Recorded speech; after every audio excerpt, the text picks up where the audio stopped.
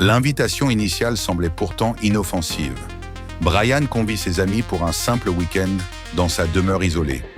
Mais derrière les sourires de façade, un malaise s'installe immédiatement. Brian a déjà causé des blessures par le passé.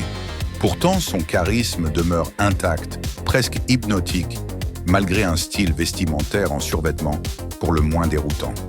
Le ton change brusquement lorsque les mots commencent à dévier vers une étrange poésie shakespearienne, évoquant une beauté prépossédante et un danger latent que Brian finit par admettre avec une décontraction glaçante.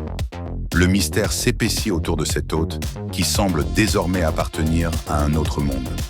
Rapidement, l'incroyable vérité éclate ici. L'existence des extraterrestres n'est plus une théorie lointaine. C'est une réalité physique brutale et déconcertante.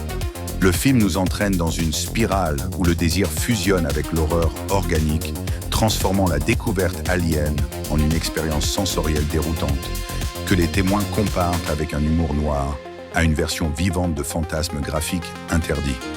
Brian promet l'absence totale de tristesse et d'anxiété, offrant à ses invités une paix pure et inaltérée, loin du chaos émotionnel humain habituel.